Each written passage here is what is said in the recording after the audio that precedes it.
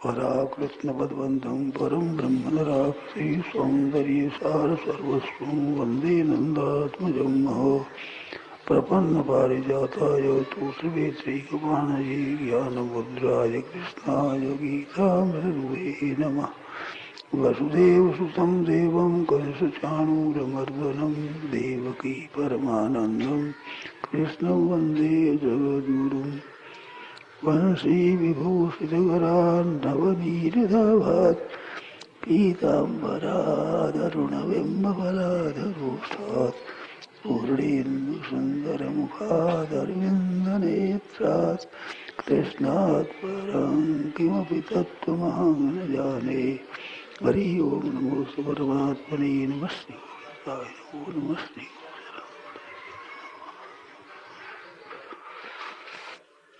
नारायण नारायण नारायण नारायण। भगवत गीता में आया है, स्वे स्वे कर्मण्यभिरत संसिद्धिं लभते नरः। अपने अपने काम में अभिरत हो जाए, प्रीति पूर्वक लग जाए तो मनुष्य सिद्धि को प्राप्त हो जाता है। आधे श्लोक में कहा, फिर एक श्लोक में इसकी व्याख्या करते हैं। यतः प्रवृत्तिर्भूतानां येन सर्वमिदं ततं स्वकर्मणा तमभ्यर्च्य सिद्धिं विन्दति मानवः। जिससे ये संसार उत्पन्न हुआ और जिस परमात्मा से ये संसार व्याप्त है, अपने कर्मों के द्वारा उस परमात्मा का पूजन करके मनुष्य सिद्धि को प्राप्त हो जाता है। तो अपने कर्म में वो पूजन सामग्री है। हम जो काम करते हैं वो हमारे को पूजन सामग्री मिली है। तो अपने कर्मों के द्वारा उस परमात्मा का पूजन करें। एक काम करना होता है, एक सेवा होती है, एक पूजा होती है। ये कर्म के तीन भेद हैं। नौकर होता है, वो आपका काम कर सकता है, आप उसको पैसे दे देते, वो आपका धंधा कर देगा। ये काम होता है। एक माता पिता का भक्त है, स्त्री पति भक्ति है, शिष्य गुरु भक्त है, तो भाव से उसका जो काम करता है वो काम धंधा तो होता ही है, उसका काम धंधा सेवा हो जाता है। उनकी कैसे प्रसन्नता हो, उसकी ठीक मन के अनुकूल कैसे उनको परिस्थिति मिले, ऐसा विचार करके जो करता है वो होती है सेवा। और तीसरी होती है पूजा। जैसे ठाकुर जी की पूजा करें, चंदन चढ़ाते हैं, पुष्प चढ़ाते हैं, धूप बत्ती करते हैं, दीपक करते हैं, अर्चना करते हैं, ये पूजा होती है। ऐसे काम धंधे द्वारा भी पूजा होती है। मानो गुरुजनों की कैसे प्रसन्नता हो, उनको आराम कैसे पहुंचे, उनका सम्मान कैसे हो, आदर कैसे हो, ऐसे भाव से जो काम किया जाए वो पूजा हो जाती है। सुख कैसे पहुंचे, सेवा होती है। आदर सम्मान कैसे हो, ये पूजा होती है। तो पूजा के अंतर्गत सेवा भी आ जाती है, काम धंधा भी आ जाता है। परंतु सेवा के अंतर्गत काम तो आ जाता, पूजा नहीं आती। और केवल काम करते हैं तो इसमें सेवा पूजा नहीं होती, धंधा कर देते हैं, जल भर दिया, स्नान करा दिया, कपड़े धो दिया, साफ कर दिया। तो संसार में हम कैसे रहें, इसके लिए बताया कि जिस परमात्मा से संसार उत्पन्न हुआ है और जिस परमात्मा से संसार व्याप्त है, अपने कर्मों के द्वारा उस परमात्मा का पूजन करे। जैसे एक बालक है, उसके माता पिता है, तो माता पिता परमात्मा से उत्पन्न हुए हैं और माता पिता के भीतर परमात्मा विराजमान है।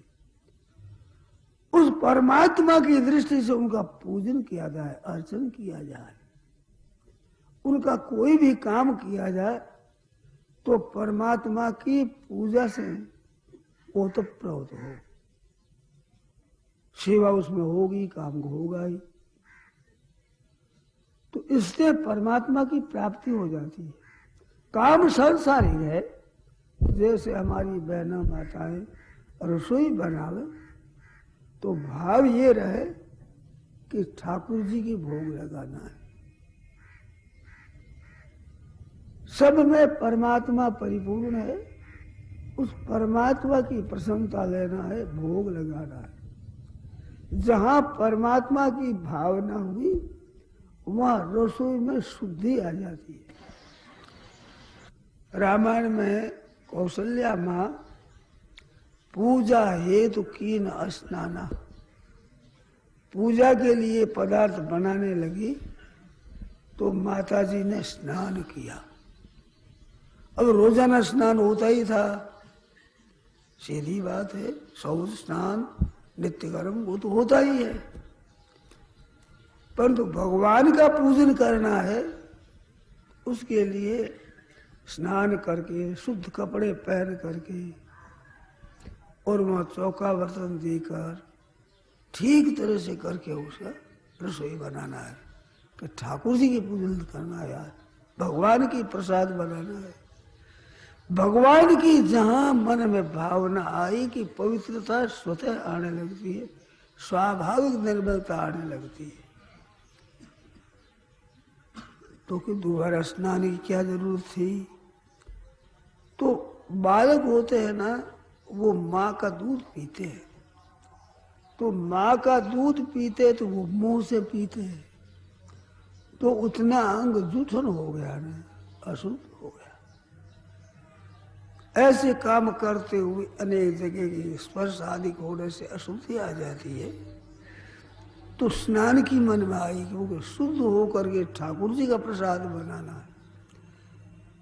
सद्यो हृदय विरुद्धते त्रिकृति शुश्रूषभिस्तक्षणात्, कथा सुनने के लिए, सत्संग सुनने के लिए, भगवान का गुण सुनने के लिए हम जाते हैं, केवल सुनने की इच्छा हो जाती है मन में, तो वह भागवतकार कहते हैं कि उसके हृदय में ठाकुर जी आकर विराजमान हो जाते हैं, उसके हृदय को वे रोक लेते हैं, आ जाते हैं। जब सत्संग के लिए चलते हैं, कथा सुनने के लिए चलते हैं, मंदिर में दर्शन करने के लिए चलते हैं, तीर्थों में स्नान करने के लिए चलते हैं, भाव भक्ति से हम संतों के दर्शनों के लिए चलते हैं, तो जितना अधिक हमारा भाव होता है उतनी हमारे में पवित्रता स्वतः आ जाती है, स्वाभाविक। पवित्राणाम पवित्रोयम मंगलानां च मंगलम, भगवान पवित्रों में पवित्र है और मंगल में मंगल है। तो अपने कर्मों के द्वारा हम पूजन करते हैं तो हमारे में हर एक काम करते हुए पवित्रता आ जाएगी, स्वतः आ जाएगी। तत्रैव गंगा यमुना त्रिवेणी गोदावरी सिंधु सरस्वती से अनेक तीर्थ आदि बसंती तत्र यत्राच्युतोदार कथा। भगवान की जहाँ उदार कथा होती है सब तीर्थ आ जाते हैं, वहाँ सत्चर्चा होती है, सत्चिंतन होता है, सत्कर्म होते हैं, इससे सत्संग हो जाता है। चार बात है, सत्कर्म होता है, सत्चर्चा होती है, सत्चिंतन होता है और सत्संग हो जाता है।